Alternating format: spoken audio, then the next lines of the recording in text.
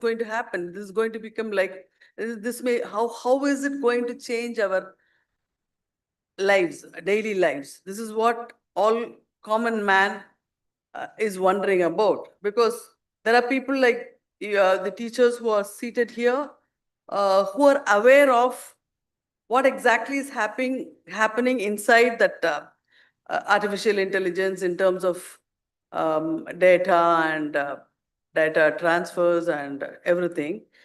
But for a common man, what matters is how would this change my life?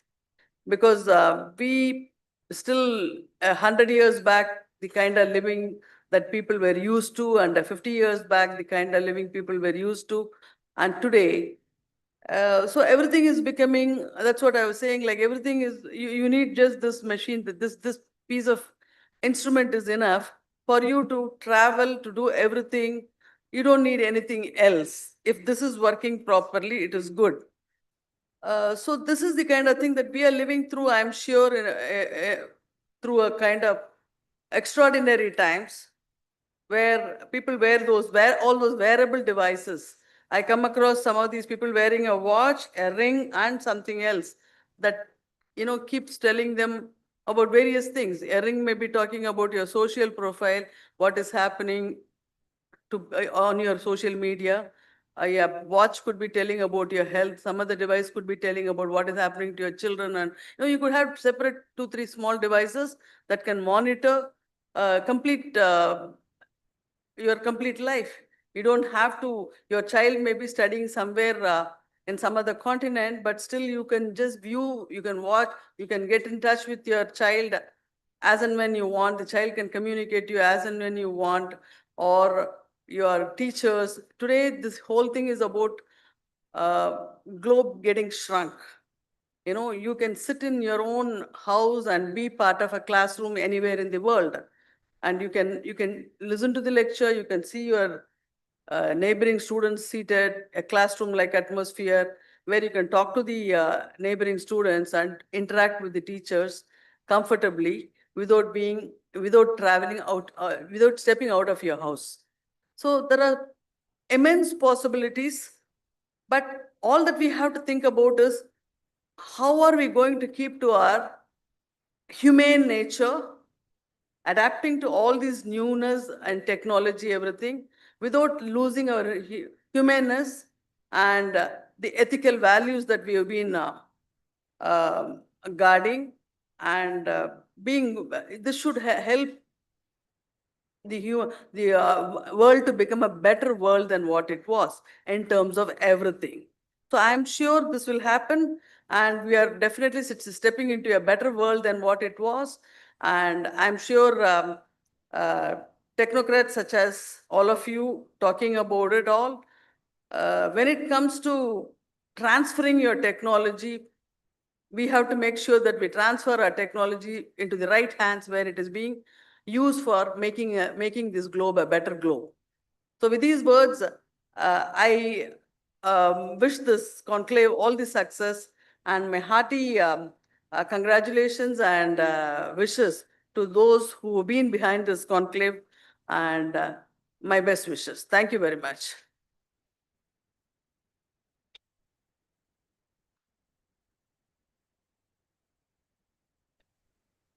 Thank you so much, ma'am, for your insightful address. Today, we bring together five visionary leaders whose work demonstrates how AI can be a powerful catalyst for social good. Now, here's where things get exciting. We are teaming up with an AI co host. In just a moment, this intelligent assistant will take the stage, share each speaker's standout achievements, and welcome them virtually, showcasing the power of human AI collaboration in real time. That's the true essence of AI Horizon. Smart automation supercharging our collective brilliance. So let's kick things off. Over to you, our AI co host, to introduce our first panelist. Mr. Sampath Kumar Veeraraghavan. Mr. Sampath Kumar Veeraraghavan, a globally renowned AI technologist and social innovator with nearly 2 decades of R&D leadership in generative AI, spoken language processing, platform engineering, and assistive technologies. As Senior Technical Manager at Amazon and Global President of IEEE Eta Kappa Nu, he's architected large-scale conversational AI and frontier intelligence systems reaching over 100 million users. A 15-time IEEE awardee and founder of the Brahman Innovations, he spearheads grassroots tech initiatives across 160 countries to empower underserved communities. Dr. Peter Struss. Next, we are honored to invite Professor Dr. Peter Struss of the Technical University of Munich, where he leads the Model-Based Systems and Qualitative Modeling Group. A fellow of the European Association for Artificial Intelligence and recipient of the Lifetime Achievement Award in Diagnosis, he has shaped intelligent diagnostics decision support and model-based reasoning since his Siemens R&D days and sabbaticals at Xerox PARC and ICSI Berkeley. His work underpins advances in automated failure analysis, environmental modeling, and autonomous systems. We are honored to have Professor Struss share his insights today.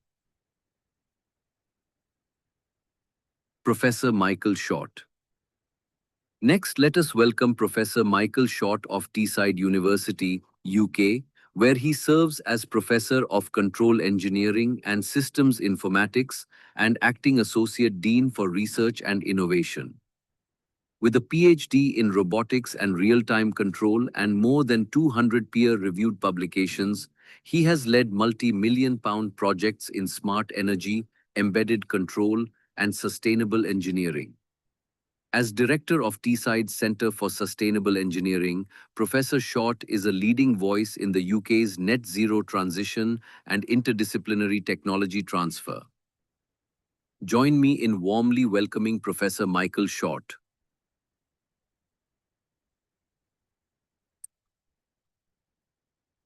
Thank you for that, AI co-host. It's now time to honor those whose leadership and vision have powered AI Horizon 2025.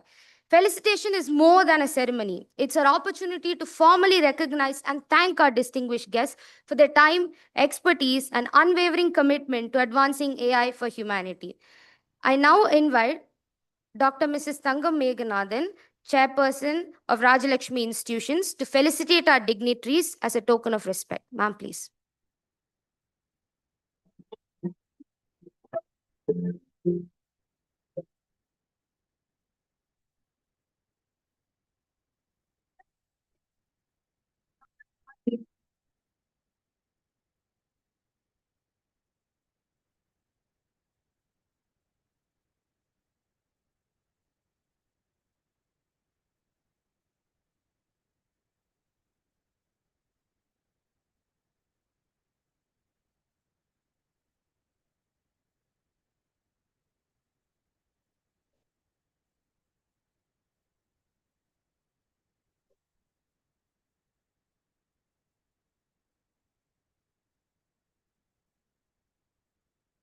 Now I would like to Professor Dr.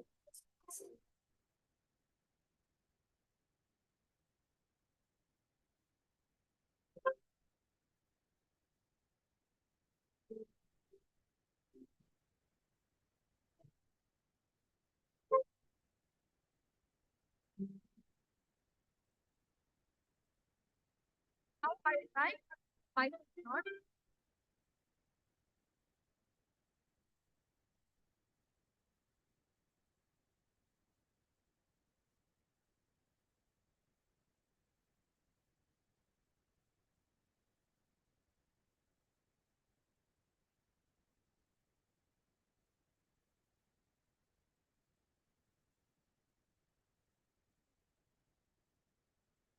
Thank you so much. Now we're proud to welcome the rest of our speakers who will be joining us virtually. I request all the dignitaries to join us for the roundtable. The rest of the guests will be joining Professor us. Mohammed Issaidi. Coming up, we are honored to invite Professor Mohammed Issaidi, General Director of the Moroccan School of Science and Engineering and Chief of Party for the Interactive Digital XR Center, Morocco. With decades spent as professor and former dean of NCS at Muhammad Fist University, Dr. Isaidi has advanced higher education, research, and international cooperation, serving as Director of International Cooperation at Morocco's Ministry of General Affairs and Governance. A pioneering force in IEEE Morocco, he founded its section and has led global initiatives in smart cities and humanitarian technology.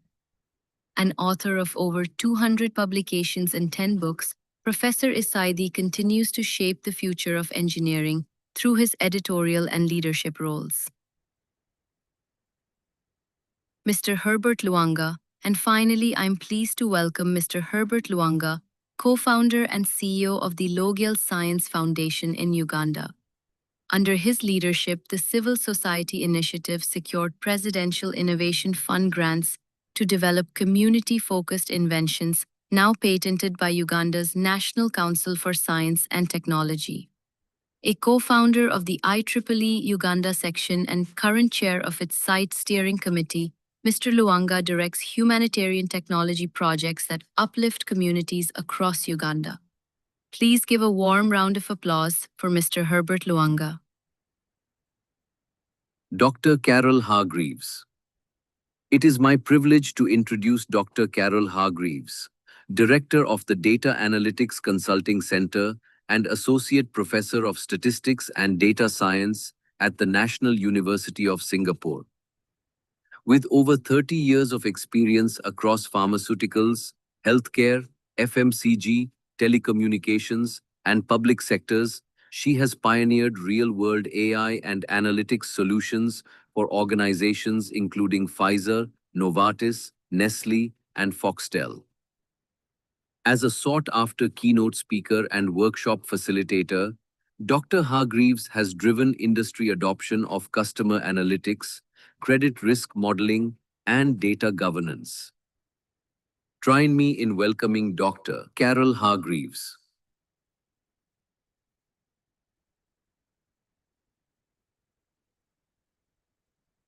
In a world facing complex challenges, this roundtable will explore strategies for deploying intelligent systems that prioritize inclusion, ethics, and real world impact. I welcome everyone.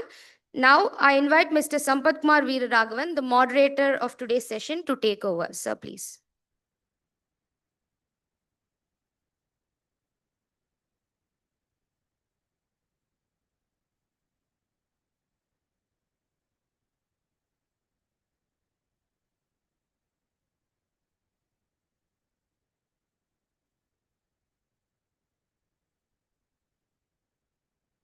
Am I audible? It's a classic problem, right? You need 5 engineers to turn on a mic. It doesn't change wherever you go in globally. So I think first I'm really thrilled to be here with you all, flying all the way from US, and I take a warm welcome in welcoming my fellow panelists as part of this roundtable, this global roundtable here. First, my good friend there from Morocco, Dr. Mohammed Asadi. Welcome, Dr. Asadi. And Professor Carol from Singapore. Welcome, Dr. Carol. Thank you so much for being with us. And my dear friend from Uganda, Lavanga Herbert, so welcome, Lavanga. Thanks for making it here. And of course, we have here, we call it as our, like a secret Indian tourist club here with me, Dr. Peter and Dr. Michael. We are truly honored. Great two eminent leaders here. I was talking with them briefly here. Right? So with a brief note,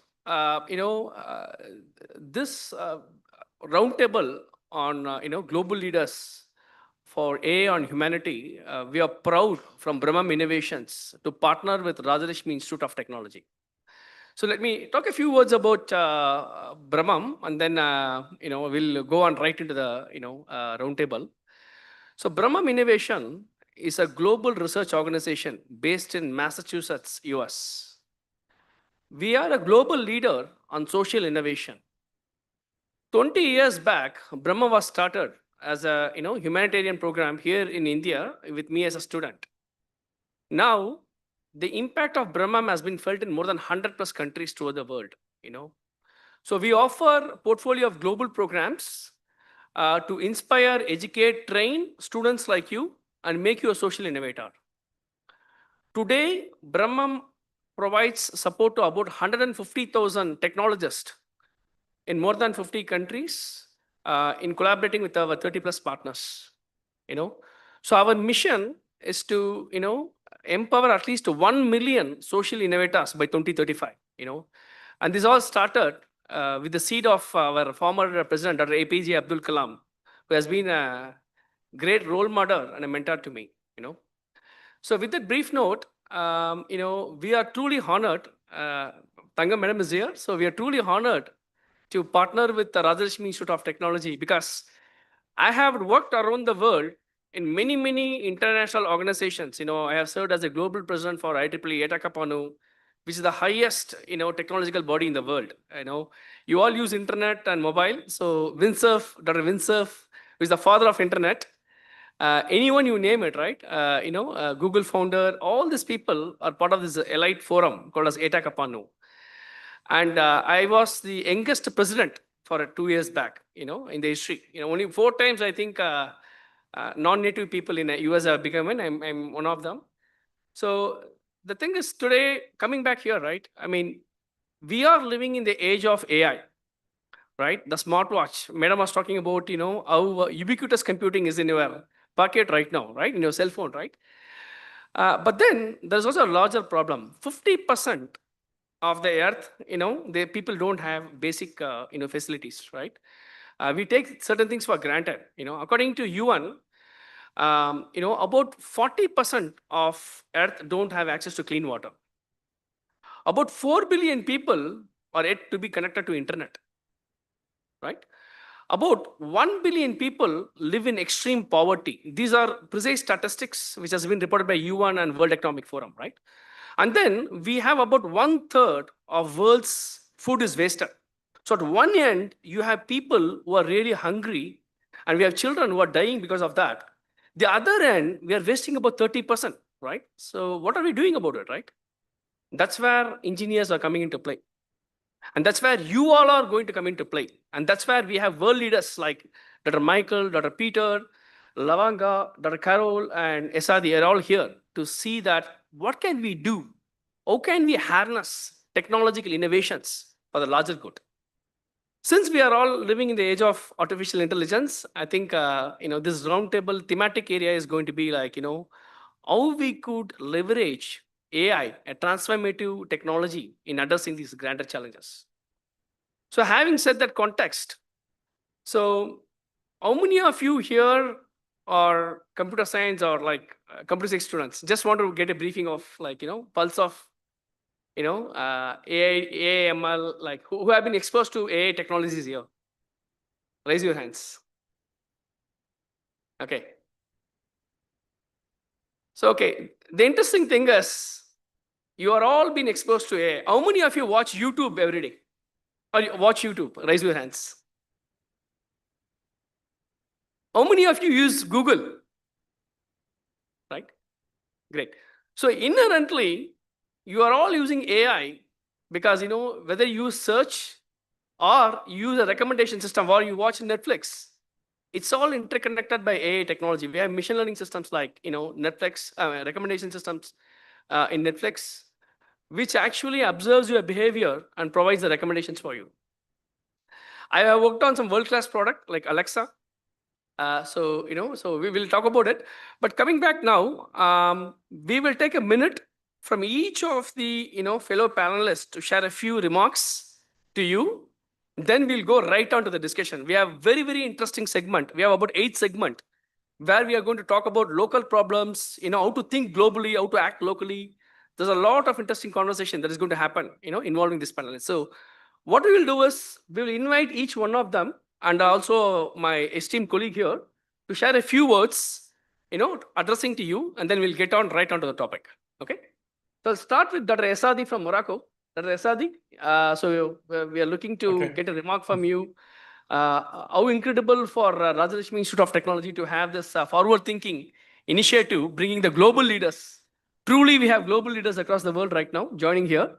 So we would like to hear a few thoughts from you before we start the panel. Okay, good morning. Thank you so much, Sampath, for invitation, and RIT for the great invitation. I think this is really a very important global event on AI for good. You know that during the last few days we had the AI for Good big event in Geneva that was addressing all kind of AI, I would say, solutions for different applications to solve pressing humanitarian challenges. Well, according to a very recent report from the UN regarding SDGs, you know that SDGs represent in some way a commitment of all governments to to address all kinds of challenges. You know the 17 Sustainable Development Goals that address all kinds of challenges in humanity. So according to this recent report, we are still lagging behind. So most of the countries have not reached even 20% of the SDGs, knowing that we are only about 5 years from the 2030. And the potential of AI is just amazing. According to different reports, AI is a game changing, I would say, technology that would contribute to accelerating SDGs, contributing to solving most of the humanity challenges. So I'm very pleased to be part of this great panel, and I'm looking forward to hear all the contributions. Thank you. Thank you, Dr. Sadi. I think it's a very, very important area you touched upon, sustainable development, I think goals. I don't know how many of you are aware of it. We'll talk about it as well. There's a workshop after this panel. So UN has actually identified the global challenges and put them into different buckets. And they call that as sustainable development. I mean, they call it as challenges, but for engineers, these are opportunity. This is what Dr. Tangam Madam also pointed out, right? How do you take these challenges and convert them into transform into opportunity for innovation? So we'll talk about that. So, Dr. Carol, again, thanks again for joining in. You are big on data science, so we would love to hear a few remarks to you for the audience here. Thank you for giving me this opportunity, RIT. I'm very pleased to be on this platform. So my aspect on the AI for good, for social good, I think we're having this roundtable at the right time because while AI is very powerful and can give us good solutions and can be very accurate, at the same time, it can also have negative and harmful effects. So I think we need to be aware of those and the importance of having control over what AI can do and what it should not be doing. Secondly, I also think in today's times, we previously used to work very much independently, academics, industry do their thing, and government do their thing. Moving forward, I think it's very important that we integrate with industry, government, as well as academia, whether it be building the AI solutions or whether it be building up the policies for AI. And lastly, I would say that, of course, knowledge is very important. So it's important that we start ensuring that all aspects of our communities or have some knowledge in AI, not only students learning to be AI developers, but also particularly regulators should have knowledge in AI, as well as our school children should start learning AI, so that because this is a rapidly evolving technology, we are all at least knowing the basics. We are all maybe able to together make good solutions and be able to manage and control AI. Thank you. Thank you, Dr. Carol. Thanks for that very insightful, address and inputs. Certainly, I think policy is a very key area and governance is a key area. And needless to say, when you talk about AI, nothing happens without the data.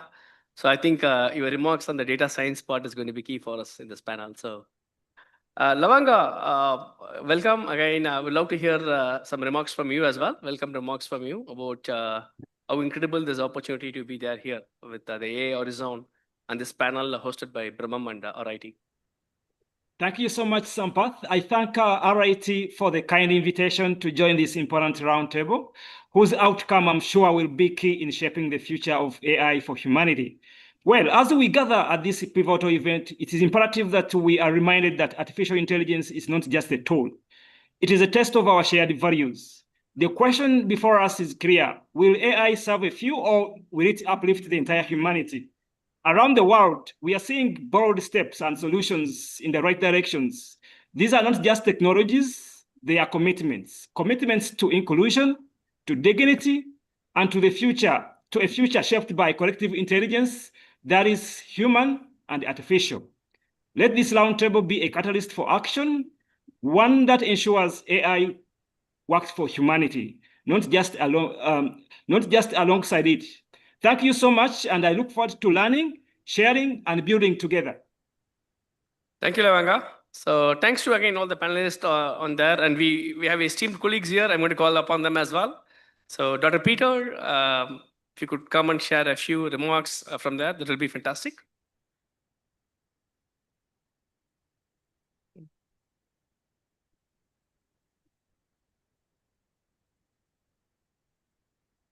Do we have an alternative mic to help him out?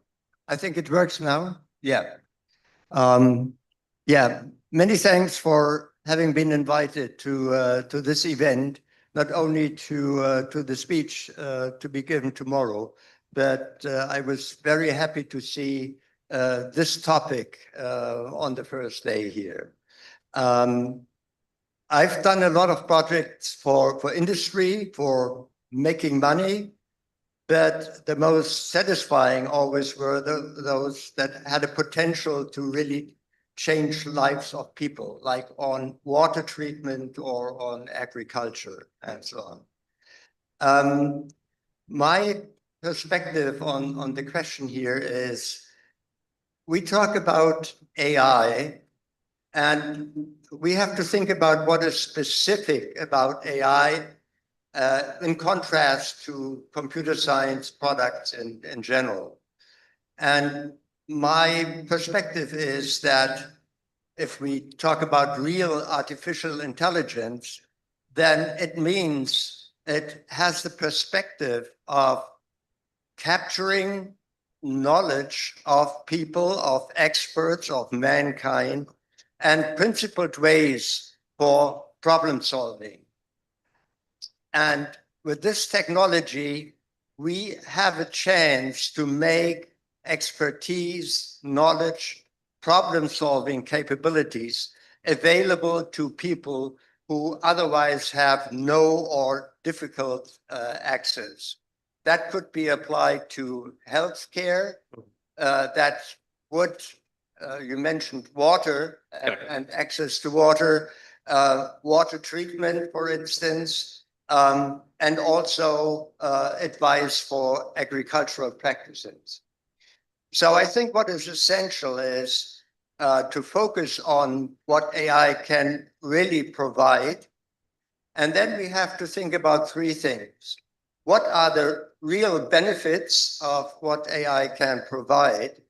Second, what are the requirements on really making that becoming effective in terms of infrastructure, of international commitment, and so on, but also the directions of research and the requirements on AI systems. I'm convinced, and that's why I'm happy we're meeting in this circle here, that I think this has to be a global project rather than individual separated initiatives. And so that makes me very happy that we meet here in order to discuss things.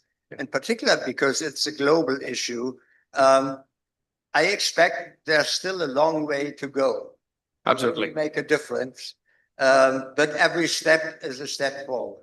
And I hope we can contribute to opening perspectives in this direction. Thank you, Dr. Peter. That's an amazing in-depth response. And I'm very fascinated with your work on agriculture.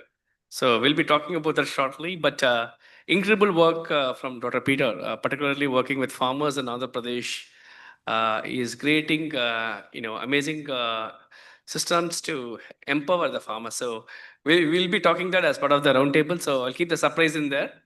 Now I go to my good friend there, Dr. Michael Short. So Michael, over to you. Love to hear some remarks from you. Thank you, Sampath. Thank you. Yes, and welcome to all of my fellow panel members. and of course to RIT. It's an absolute pleasure to be present at AI Horizon 3.0. Thank you very much for the invitation. Well, we've already heard some comments today and discussions already about advances in AI. And yeah, I think ever since the days of Alan Turing and his work on the Manchester machine in the UK, we've heard repeated several times, the robots are coming, the world is changing, AI is going to take over. But something feels different about the calls now. We've seen such advances in IoT, pervasive digitalization, and of course, deep learning.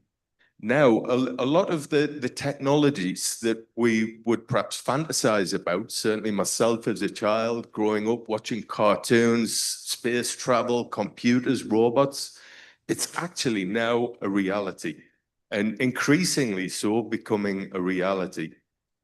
So we have to think about the challenges that this creates for society. And of course, global challenges. Global challenges require global solutions and concerted efforts across governments between public and private sectors to make sure that we actually implement and design AI-based systems in such a way that they are trustable, they are secure, and they are equitable as well. And of course, we can't forget business drivers and innovation. Business needs to make money. And we have to ensure that systems that we develop are fit for purpose. So there are all different kinds of interrelated arguments. And of course, looking and bringing discussion back to things like sustainable development goals.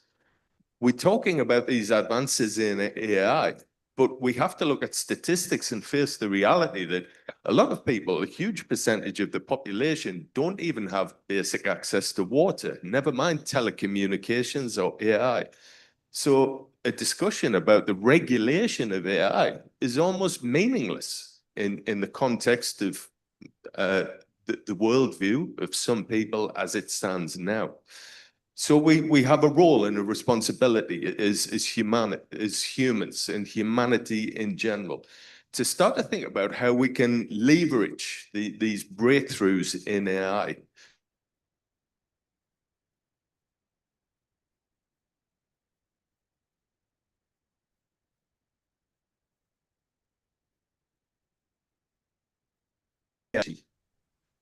And we're still faced with the situation whereby lots of people don't have access to affordable clean energy, which is one of the UN Sustainable Development Goals.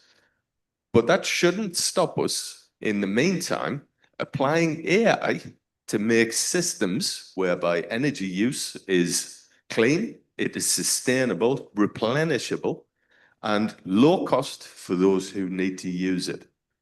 So yeah, lots of interacting questions, challenges, the issue of regulation, who owns what, capitalism versus socialism, and the political angle. Lots of interrelated questions, and I'm delighted to be here with other panel members to take part in the discussion today. Thank you. Welcome. Thank you. Thank you so much, Mike. This is quite amazing. I mean, Dr. Michael has been working on very interesting automation technologies, actually. We had a very interesting conversation along with his filter coffee. So, we'll be talking about, insights into all these different dimensions today. Okay. So now what we are going to do is we have about 40 minutes, in this panel left out. So we are going to do a little interesting structure here. One is the next 15 minutes, we primarily are going to interact with the panelists online. So with Dr. Esadi, Dr. Carol, and Dr. Lavanga. And then we'll come back, and then along with our esteemed panelists here, Dr. Peter and Michael and myself, we'll start interacting with you directly. So in that way, we don't have to switch between online versus offline. So it's all converged. Okay. So we'll start with, as I said, there are 8 interesting thematic areas we would like to touch upon. The first one is the vision and the impact. right?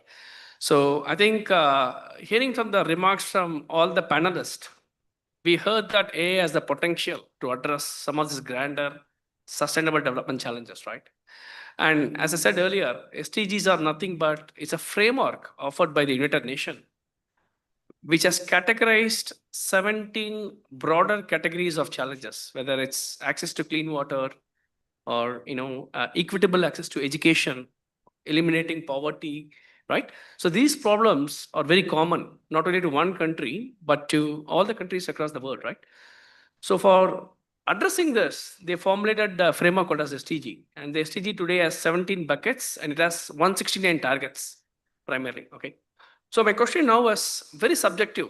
Since we have global leaders from different countries here, so I would like to start with Lavanga Herbert. Lavanga has done a lot of phenomenal work in Africa. I was there 2 years back in Uganda, where we leveraged AI to help local disabled people. We did some forecasting systems and all.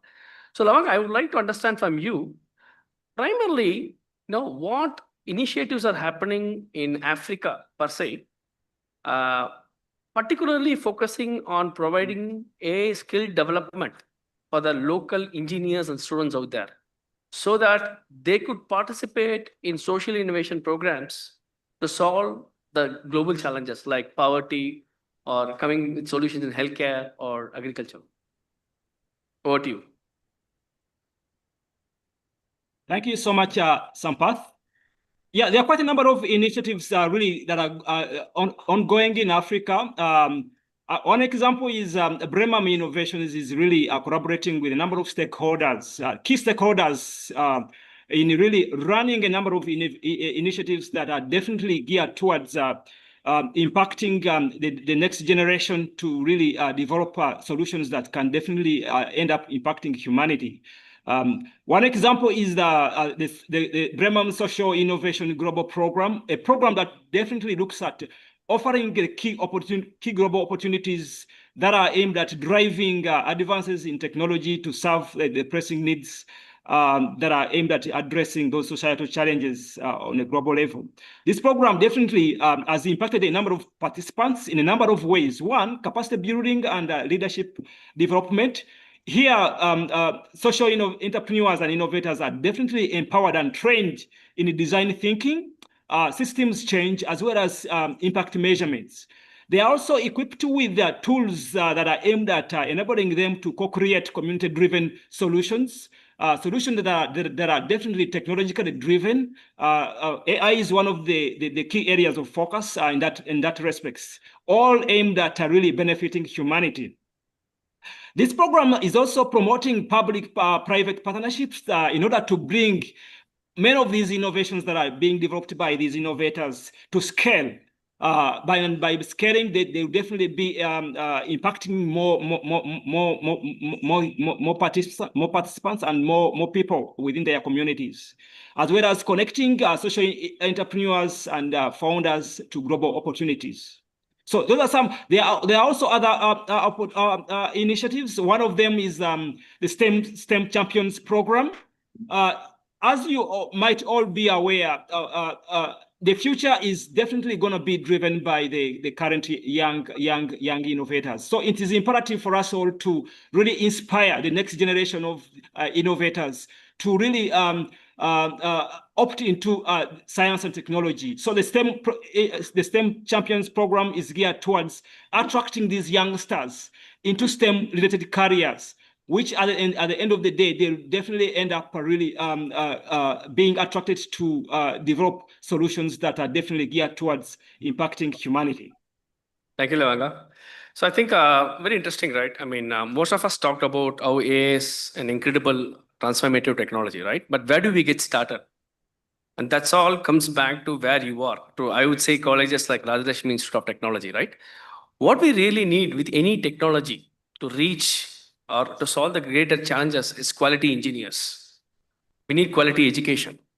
And how do we do it, right? That's why we need skill development. We need capacity building. We need to have a pipeline of foundationally well-trained engineers who are strong in engineering skills and provide them global opportunity for them to work with the local communities, right? So you learn, you apply the skill, you formulate solution, then you contribute towards the larger SDG goals.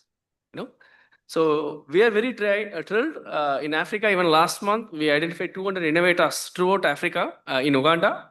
In fact, we trained them on AI, and many of them, they come from different backgrounds, teachers, software engineers, even healthcare professionals, you know. So they are now gone back to the local communities to work on it. So thank you, Lavanga, for the comment, what's happening in Africa. Now, over to Dr. Esadi. Dr. Esadi, you are a well-respected academic leader and a global leader on sustainable innovation. So I would like to hear your thought, how critical the advancements in AI for achieving SDG goals, right? Because today, if you look through the goals, by 2030, you know, UN thought in 2015, by 2030, in 15 years, we can solve all the world problem, we can achieve this 169 targets. But then we all know pandemic happened. And statistically speaking, we are only 18 to 20%, you know, where we are with the progress what we are making right now.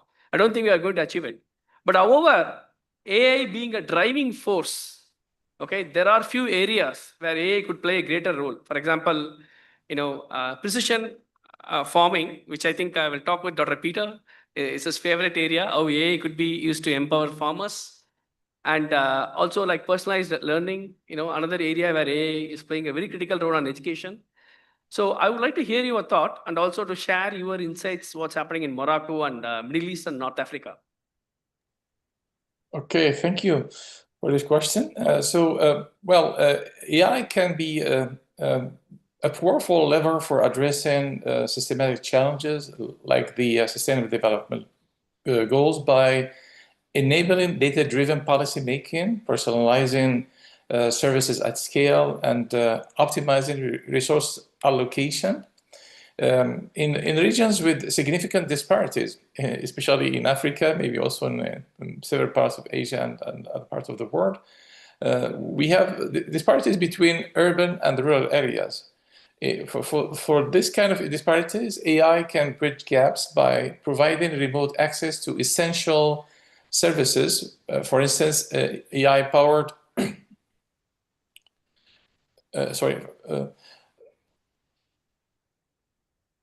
so AI power can bridge gaps by providing remote access to essential services. So AI-powered diagnostic tools can bring specialist level healthcare to remote clinics, while personalized learning platforms can offer quality education to students regardless of their location. So in some way, we're also addressing here sustainable development goals related to healthcare, SDG 3 or SDG 4 for quality education. Furthermore, AI can enhance agricultural productivity, so a key factor in poverty reduction in many developing nations by providing farmers with precise data on water usage, for example, soil health and pest control. Well, in Morocco, we are already witnessing the tangible benefit of AI in the several sectors, and we are also harnessing AI for the purpose of achieving sustainable development goals through different initiatives, and including Brahman Innovation's effort here in Morocco. I still remember here the amazing job Brahman Innovation has been performing in Morocco through different initiatives and activities. So, for example, I can highlight here the amazing contribution to GITEX Africa. GITEX Africa is one of the global tech event in Africa that involve all kinds of activities, and that involve also many African countries and leaders, and target different, I would say, applications of technology, especially AI, to address challenges. So in the framework of that event that had more than 50,000 participants, last year we had panels on AI for sustainability, for social innovation. Smart Cities is one of the events we have also addressed there, just to show what some of the activities that leverage AI for social good, in which Brahman Innovation was involved. The government in Morocco is also very keen in developing all kinds of policies targeting to leverage AI for social good and to address all kinds of challenges. For example, in education, we have several platforms that are leveraged by the Ministry of Education using AI to to provide solutions. For example, smart education platforms for the schools and so on and so forth. So in short, the AI is really game-changing, I would say, technology. For sure, it has some of the challenges that should be addressed, like I will be addressing also in this panel through probably other questions. Thank you. Thank you, Dr. Esadi. That's a very in-depth, response, covering very many aspects, important aspects, right? I mean, Dr. Esadi pointed out, it's not only about technological innovation. You also need to provide the global opportunities for the students, right? You want to create a local ecosystem where, the local innovators think globally, but they act locally, right? So he mentioned about GITEX, one of the largest, which is the global Gulf International Technological Forum. It's a largest forum. We had the edition in Africa as well as in Morocco. So we have more than 100,000 students only in Morocco who are being covered by Brahman right now. They participate in these programs. In fact, an AI-powered hackathon is happening in November, right? Where we are bringing in people from 53 countries in Middle East and North Africa. So the bottom line is, it's not only skill set, but you also need to provide an ecosystem, both for them to try the tools, the resources, for them to transform the ideas into actionable plans. I want to go to Dr. Carol, and then I want to switch back to my colleagues here. So Dr. Carol, my question to you is, if you look today, right? People come from academic side as well as from industry side. So in academic, the goal is to pursue research, publish high quality research, contribute towards the larger advancements of science, right? In industry, like an industry veteran I am, we deliver product. If you don't deliver product, we perish.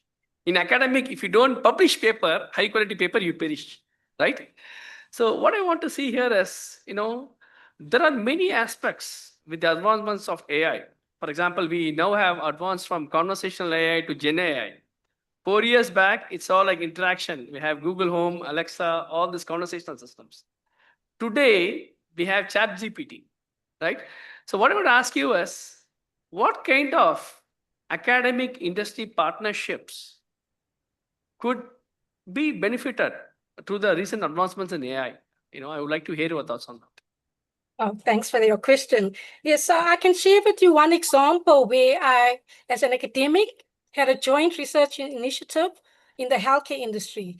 It was a project where we were looking at the computer vision technology to see how it can analyze X-rays of hand and feet joints to actually identify people with rheumatoid arthritis, whether it was mild, whether it was moderate, or whether it was severe. And we made that joint initiative, firstly because, yes, while we can, as academics, can build cutting-edge algorithms to identify, in this case, the erosion and the narrowing of the joints for the patients.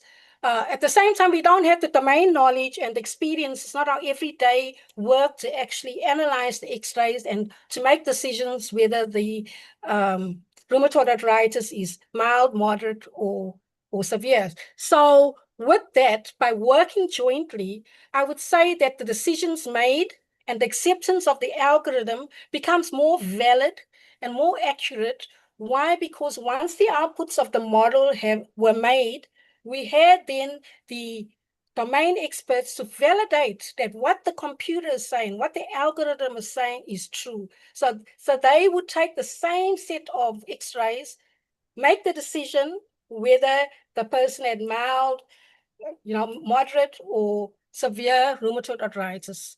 And in that way, I think even for future projects and all projects, it becomes more reliable and because the decision is not only based on accuracy, we're also bringing the human in, which is very important to contribute in the decision making. It's not, how do you say, taking the algorithm, taking the technology, and starting the decision making. It's very important to always have the human aspect. And so I'm happy to say that, yes, I have been involved in projects where, not as an academic and researcher, I work alone. I have been involved in several projects where I'm working with the industry. Thank you, Dr. Carol. That's very, very interesting insights from you. So, and I love the fact how you interconnected some of this correlation between academy and industry and the importance of it. So now I want to go back here to my friends here. So I'm going to start with Dr. Michael. Dr. Michael, as we were talking, one end we are talking about advancements in AI, right? We have all these amazing models, right? GPT models, chat GPT models, you can ask a text, it can generate a video for you, audio for you, right? But the other end, there is also a side effect of your queries. And people never realize that, right? Which is a carbon footprint. What we are introducing, now we are damaging, the climate. So I think my question to Dr. Michael will be centered around how AI plays a very critical role in climate action, particularly on net zero. I know you are big, your work is big on net zero. So I'd like to hear your thoughts. What particular advancements in AI is helping us to accelerate towards achieving the goal of net zero? Am I connected? Yes. Yes. Oh, great. Yeah, very good. Good question. I like that question. Multifaceted question as well. So perhaps we could start with some of the positives. So how is AI helping to contribute towards taking climate action, for example, linking to the UN Sustainable Development Goals? Well, I'll draw three examples from my own experience. So the first example would be working with local industry at regional level in the UK and national level and internationally as well, working with industrial partners across the Gulf, for example. And that's to look at how we can use IoTs and artificial intelligence technologies to improve energy efficiency and specifically to look at heating and cooling in buildings. That's an area that we've had huge success. I mean, across Europe, around 60% of energy use is devoted to the built environment, and a large proportion of that in Europe is associated with heating towards Northern Europe in Scandinavian countries, or cooling when we move south, France, Spain, around the Mediterranean. So that's a huge energy footprint. And we can use AI-based techniques, not in isolation, but within embedded control systems, and align the physical and virtual worlds to help increase energy efficiency and typically reduce carbon footprint by about 10% through the application of AI. Other areas where AI can positively benefit in terms of climate access, climate action, and access to telecommunications.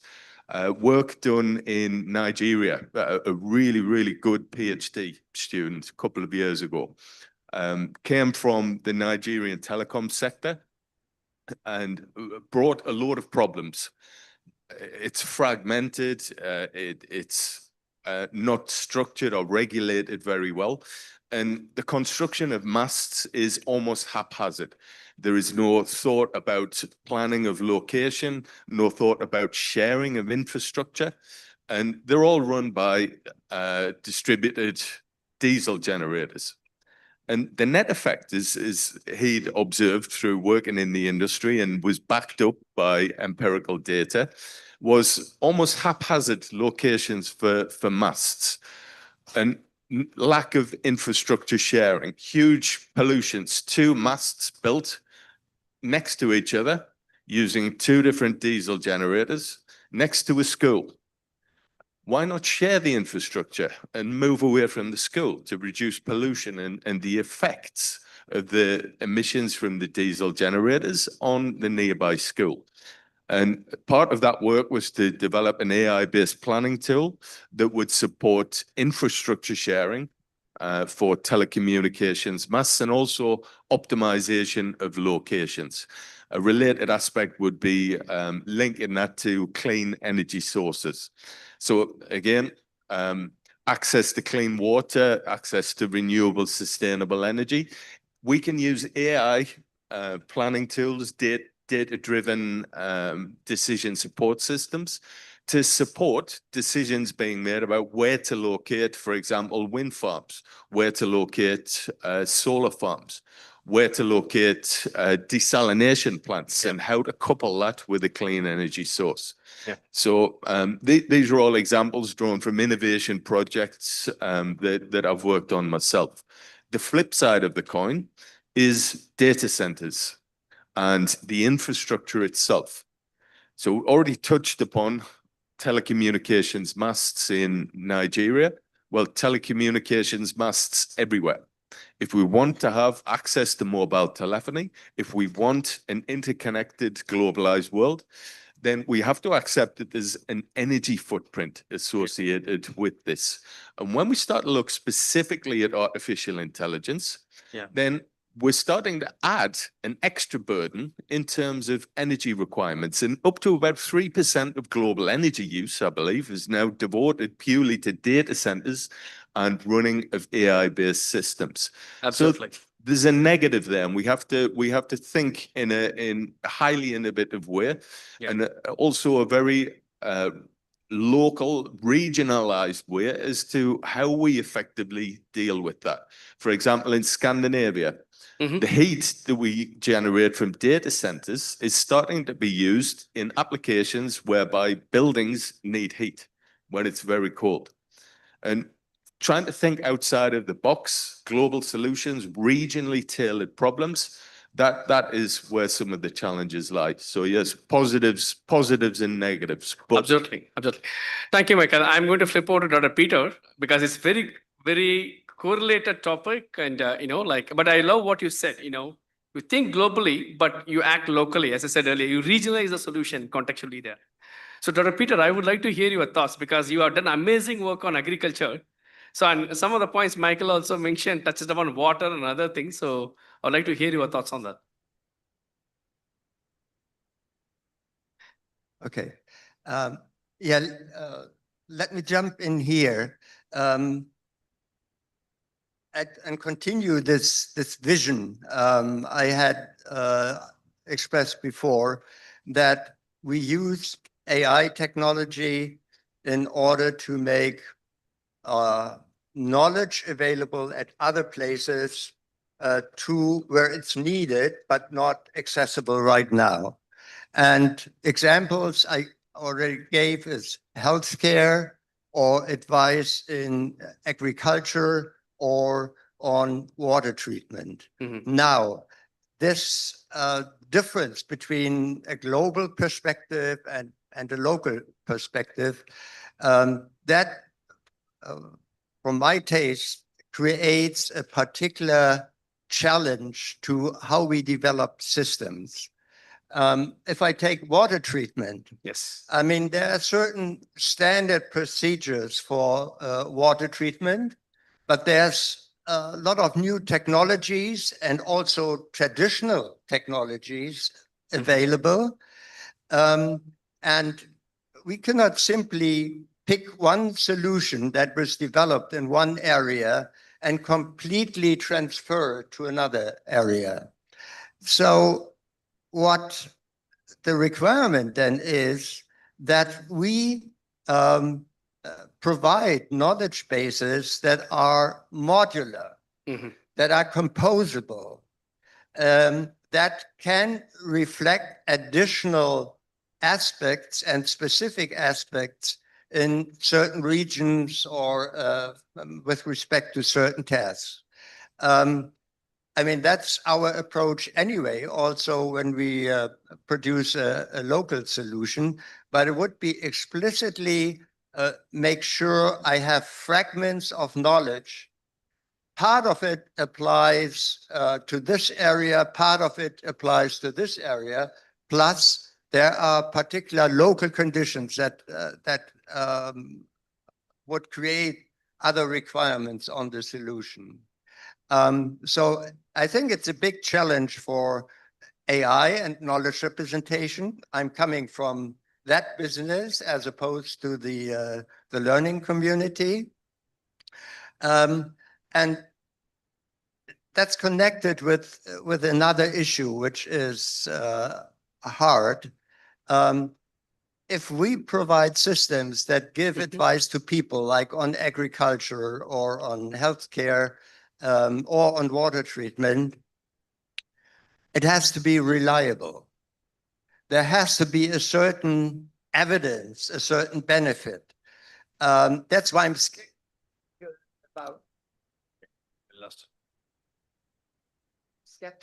skeptical about about learning-based, training-based systems. If we the other one. Is this on? Yeah. It has to be reliable and provable to some extent. Imagine we present a system that gives some advice based on the large language model, adds the sentence, but I could be very wrong at this point. Either it doesn't help the one who seeks for advice, or he follows that, and the consequence of wrong advice can be fatal. I mean, it could be the ruin for a farmer. Absolutely. A farming family or so. So that's an issue, and that's why I think I don't fully agree with the question of that we don't need regulations. I think it has to be controlled, that whatever is supplied as a solution is reliable, has undergone certain investigations, and really can provide a guarantee. I mean, a guarantee is always relative with respect to what we know and what we are aware of. But I think that's a big challenge for building AI systems that are meant to support activities and address people who rely on earning their living by agriculture or improving their access to water. Absolutely. Very, very important area. Thank you, Dr. Peter. I think your experience and your contribution for several decades is very reflected in the response what you said, right? I think foundationally, today we talk about, there are many key areas which all our esteemed panelists have called out. Education, healthcare, net zero, why it's important to have what we call it as planet positive, AS has the opportunities to revolutionize it, right? But are we there yet? Not yet, right? And how do we make it to happen? It all has to initiate at the grassroots level, which is mean at the college level. The ideas has to transform into actionable solutions. So, that's where social innovation programs like Brahmam comes into play, right? So we need to actually not think about what we have today, but also we need to invest on the future generation. You are the future innovators, right? How do we provide you that training? How do you bring the best out of your talent, right? How do we provide that opportunity, right? That's going to be key for us, right? So we have about another 8 minutes. So what I would like to do is, we are going to go for a round table, one call out, primarily for all of us to call out, what is the vision you see in another 5 years, how AI is going to serve the humanity at large? But before I do that, right, I wanted to actually be the Santa Claus here. Okay. I want to open up the floor for the students out there. Okay. I want to take one or two questions from you to the panelists, and I will make you an offer. Whoever asks the first two questions, I will give them admission to Brahmam's AI Social Innovation Bootcamp, which is going to open in Morocco in 3 weeks virtually. It's a $5,000 bootcamp. We'll give it free for you. So I want to see two volunteers. Who is going to ask the first question to the panelists? The floor is open.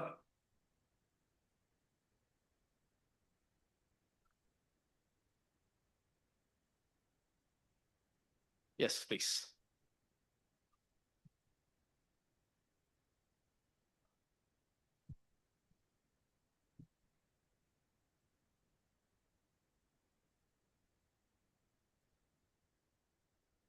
Hello. Can I ask the question? Introduce your name. Yeah. And ask the question, please. Yeah. Yeah. Good morning. I'm Tejashwini. I'm a final year student of AIML department. Very nice. And my question is that even though AI seems to be the potential for future and everything, ultimately it's not magic. It uses hardware and minerals that are, not really renewable. They come from the earth. So how do you manage that? Is it truly the solution to choose AI for everything when the resources are so limited? Or at a certain point of time, are we going to use up resources so much that using other techniques might be easier than AI? So how do you balance that? Fabulous question. I love it. So excellent. So this is where the design thinking comes into play. The question is, there's a jargon right now. There's a buzz around AI, right? Do I really have to use AI for everything? The answer is simple answer is no. You can. So that's where the design thinking, the next workshop, the 1 hour, what you're going to spend, right? So what is important for you as an engineer is to see what is this market or the problem space we are working on? What exists today there? What is a low-cost solution you can provide? I think Michael touched upon that, looking at the market or the domain, right? For example, if you are creating a screening system, for example, you have a set of questions, right? A set in questions, and you wanted to get a response from people to decide yes or no, right? You don't need to create an LLM for that, right? Because every time you create a large language model, you actually have to train it on billions or trillions of parameters, not necessary.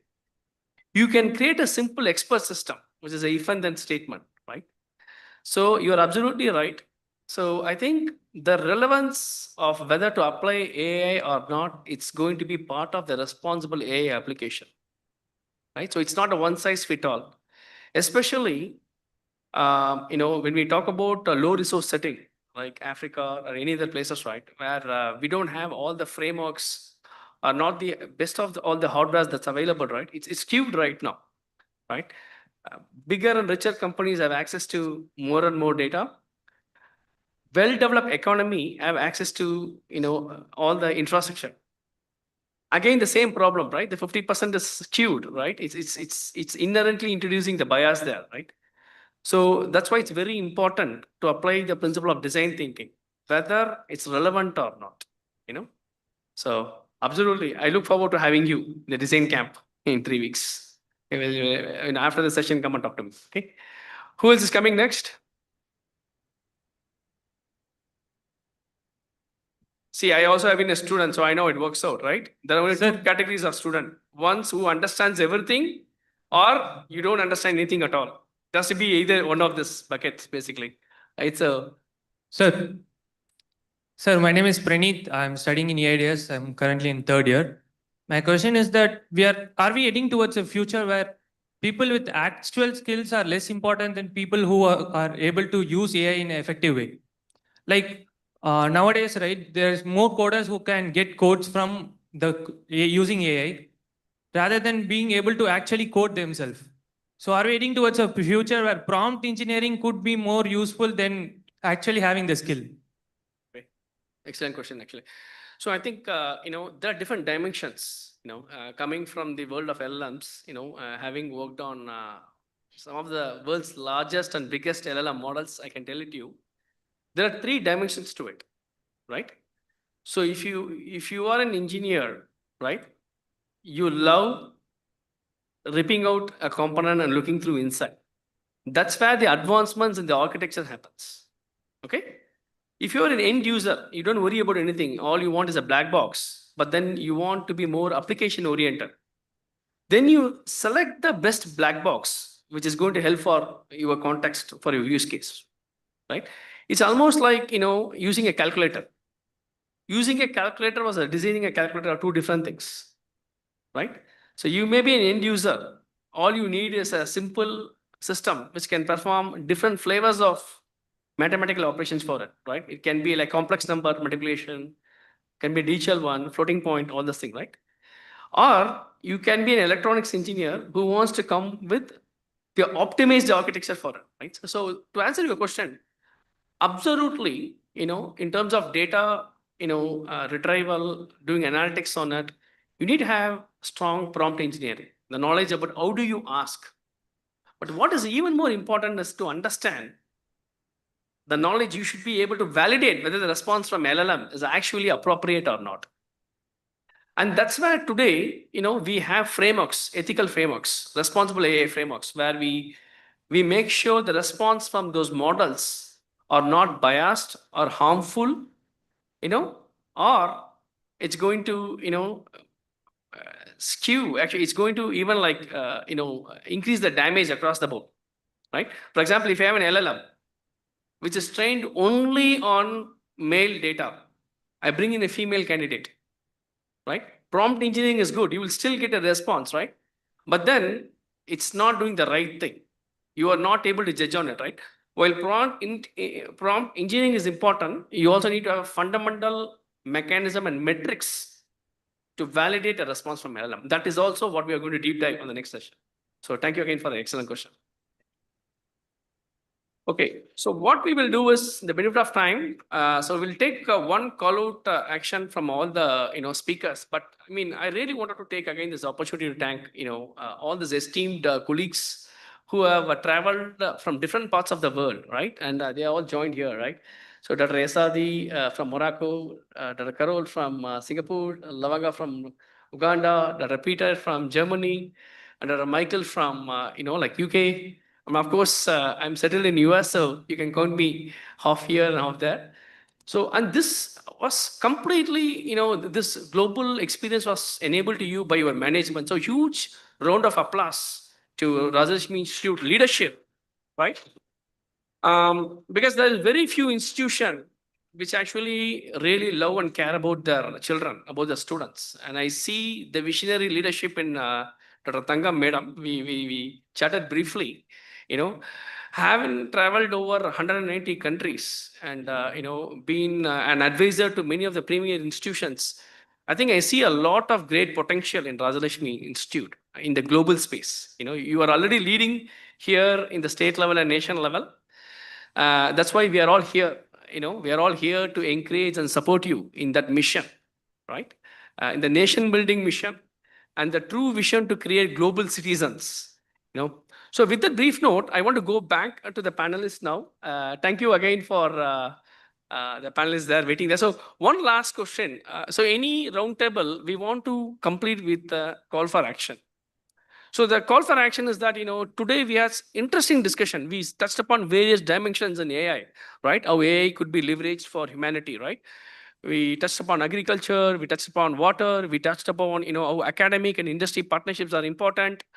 We spoke about what are the universal challenges, how AI is making a difference from predictive, farming, role of AI in healthcare, like diagnostic treatments and so forth, right? Now, in 5 years from now or 10 years from now, my question to the panelist, each of us will take about 30 seconds to see, how do you see that AI is going to have, what kind of positive impact, it's going to have on humanity in 5 years from now? So I would like to have a closing remarks from all the panelists, for about 30 to 40 seconds, a quick one before we close out. So I'll start with Dr. Carol first. Quick remarks from you. Yes, for me, I envision that the AI models, so currently the Western world, I would say, is involved in the AI development of most of the models. I envision that we move more to the sustainable development goals, where we're looking at more community-driven needs, which means that I envision that we involve the community in the development of the AI products. We involve the community also in the ownership of the AI products. And yes, while there may not be data for the development of these AI products, we should think of alternative use information, where it's interviews with the communities to better understand the problem, so that the solution that's built, the AI that's built, is something that's simple and it's something that the community can relate to because of their customs, because of their own experiences, their demographics, and their behavior. So that's one. And then just one quick one also is that the way we teach, right, AI needs to be changed. We need to use real use cases within the class and have more critical thinking within the class. Is this data set representative? Does it include all communities, especially those who are going to use the tool? And That's right at the beginning about the data. Even as you move along the analytics process, is the model, right, fair? Is the model also using the ethics, making sure there's no biases, making sure that there are people responsible and accountable for any errors that may happen based on the AI product. That's what I envisioned, which means that there should be policies where all parties come to develop the policies, be it government, be it industry, be it ethics specialists, be it the community leaders, be it the human rights advisory, etc. That's my closing remark. Okay. Thank you, Dr. Carol. I think it's very key to have a very balanced approach between AA care versus AA development. You move with the right speed, but you accelerate in the right direction responsibly with the right safeguards. So it's an inclusive growth across the board, taking everyone, and we don't leave behind anyone. So thank you all for that. Dr. Esadi, I would like to have your quick remarks on the question. So 5 years from now, how do you see, what kind of a vision you see, how AI could continue to positively impact humanity? Well, I think as AI continues to mature, this is a technology trend. You've heard, for example, the CEO of NVIDIA in his keynote talk recently. We have different levels of AI, and we talk about agentic AI before we have the Gen AI, and we have also the physical AI. And I think also with the advent of quantum computing, we talk also about quantum AI. So certainly this will enable us to address pressing, I would say, needs within communities, the sustainable development goals. I have a very important probably example to highlight here. I've been in contact recently with the colleague, professor from Vancouver University, and the work he's doing in precision medicine is really game changing, I would say, the treatment of cancer, for example. I can share more insight later on if there is anybody interested about this work. Just to say that we will see a greater impact of AI across different areas from healthcare, agriculture, education. So certainly I agree with all what is being said by other colleagues with this perspective. Thank you. Okay. Thank you, Dr. Sadi. Lavanga, quick remarks from you. Thank you so much. In the next 5 years, I envision AI not as a distant frontier, but as a trusted everyday ally in advancing humanity, dignity, equity, and resilience. Crucially, I see some sort of a shift from AI being built for people to being built with people. Definitely, it's imperative that we ensure that AI is shaped not just by data, but by human values. It will definitely reflect the full richness of our global diversity, and it will definitely be governed by collective wisdom, transparency, and care.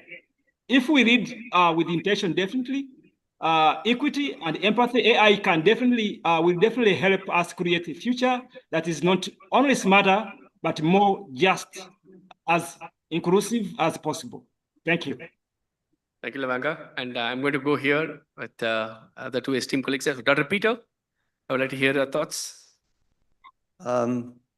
Maybe I have some more pessimistic aspects here as well, but my positive vision would be what I tried to state before, that AI researchers really address the problems on this planet. And that they join internationally for such an effort. I think there's a lot of power and interest which can be exploited. Okay. On the other hand, I have a very concrete fear that we may enter another what is called AI winter if we don't manage the expectations and reduce the hype that is connected to AI in these days. I'm really afraid we have to be cautious and make sure we don't raise expectations that we cannot actually meet. But I think it's doable. Of course, the other aspect is even if if AI wants to make a contribution and a commitment, then it depends on other factors like the money flow, the economics, politicians to decide. Absolutely. And as long as the richest countries in the world decide to spend 5% of their wealth for missiles and tanks and weapons, but not even 0.7% on supporting the less developed countries, there's a big danger that the political and economic support may not enable us to do what could be done in the future. Yeah. I hope it's not going to work that way, but we have to be aware of the possible risks and the conditions. Okay. Absolutely. I think, every great transformative technology, it comes with two things, right? One is it could be a Pandora box or it could be a philosopher's stone. So I think we need to have the right balance on that, So, yeah. I want to save the best there as well. So, Michael, over to you. Well, arguably. No, yeah. So to follow in discussions from my colleagues, support many of the points that have been made.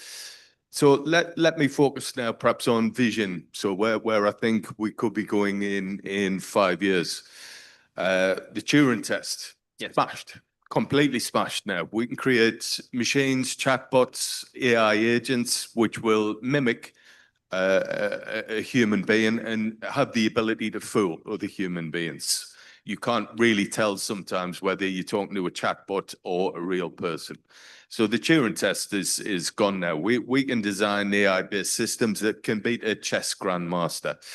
And now we're starting to create learning and adaptive systems which can outperform people in other sectors, but they don't always get things right. So where I think we're going technology-wise, large language models, I think we'll see large language models trained at a more local level, augmented for applications, sector-specific applications in, say, healthcare to support patient diagnosis, prognosis, for applications such as the legal professions, creating, tailoring specific legal documents based on regional laws and specific client requirements. But we won't see the removal of people from these decision support applications. I think we'll see more consideration in terms of regulation and what it actually means and what are we regulating with AI, and the separation of the technology and technology which we need to design using critical systems design principles to be very dependable. Fly-by-wire, drive-by-wire, driver assistance systems. We already have these and they are very, very reliable. They sometimes fail. We can't avoid that. But we have to start to think about the use of AI in highly dependable situations, critical systems, safety critical, driverless cars, medical systems, automated intervention, robot-assisted surgery, looking at economic angles, giving the right advice to the right people at the right time and advice that we trust. So these are all regulatory issues. Yeah. But I think we'll start to see a separation around looking at exactly what is it that we are regulating. Is it the technology, the hardware, or is it the emulation of human behavior? And maybe when it comes to driver assistance systems, what we should be looking at is trying to design systems which are at least as reliable as the most reliable human could be in a certain situation.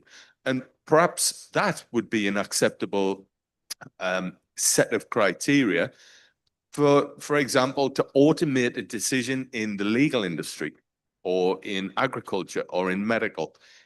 If it's at least as accurate as the best known human expert could be in principle, then is that sufficient for what society needs. These are big questions, certainly questions which are bigger than just myself to consider, but perhaps some food for thought. Thank you. Thank you. Thank you, Michael.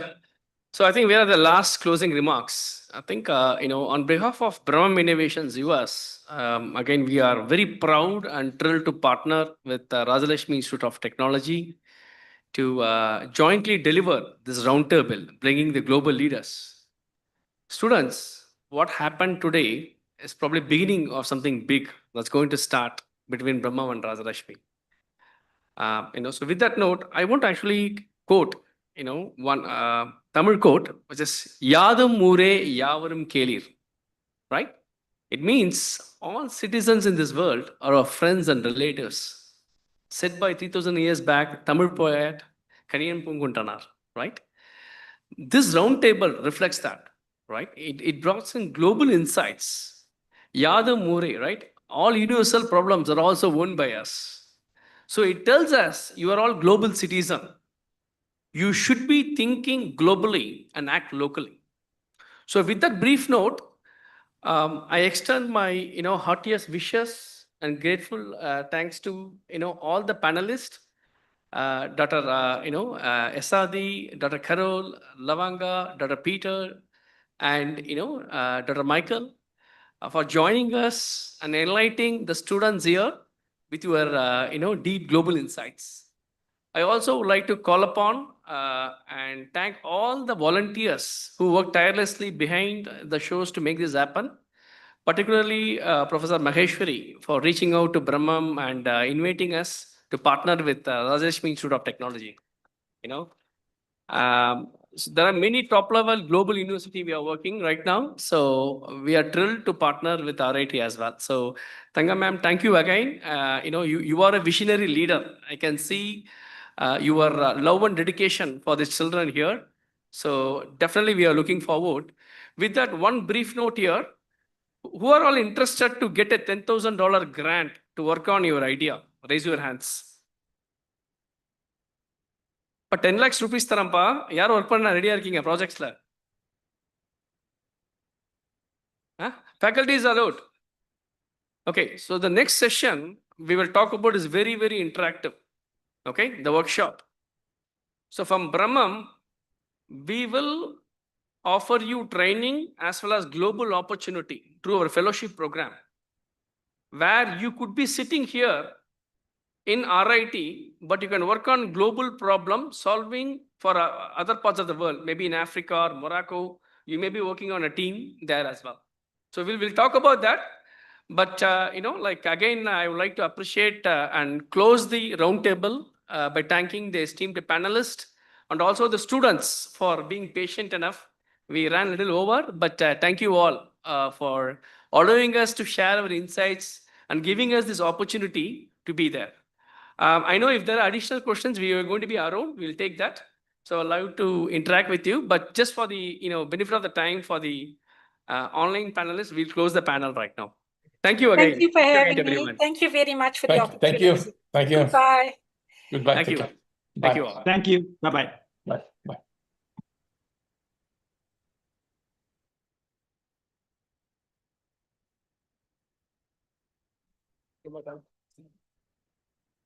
Thank you to all our esteemed speakers for that insightful and thought-provoking discussion.